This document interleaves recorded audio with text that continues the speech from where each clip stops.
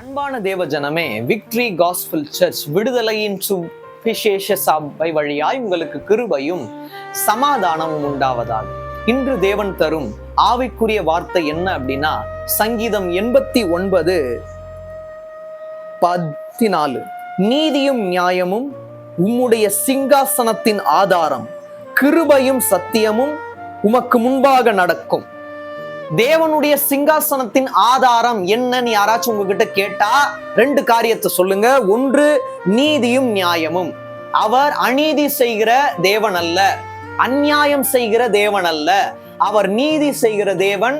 அவர் நியாயமான காரியங்களை எல்லாரோட வாழ்க்கையில செய்கிற தேவன். அதுதான் அவருடைய சிங்காசனத்தின் ஆதாரமா இருக்கு. அப்ப சிங்காசனத்துல யார் வீற்றிருப்பா அப்படின்னா, ஆண்டவராகிய இயேசு கிறிஸ்து.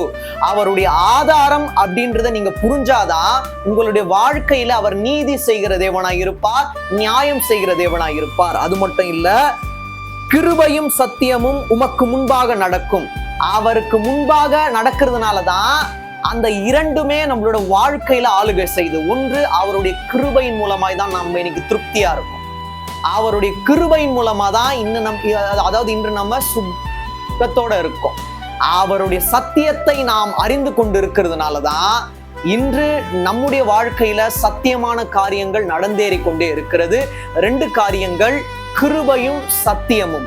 இந்த கிருபையையும் சத்தியத்தையும் நீங்க புரிந்து கொண்டு வாழ்ந்தால்தான் உங்களுடைய வாழ்க்கையில் நீதியான காரியங்கள், நியாயமான காரியங்கள் நடந்தேறும். 4 காரியங்கள்: நீதி, நியாயம், கிருபை, சத்தியம்.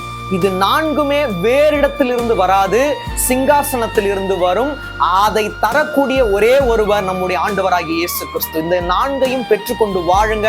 தேவன் உங்களுடைய வாழ்க்கையில வித்தியாசமான விசாலமான காரியங்களை செய்ய வல்லவராயிருக்கிறார். தேவன் தாமே உங்கள் யாவரையும் மென்மேலும் ஆசீர்வதிப்பாராக. ஆமென்.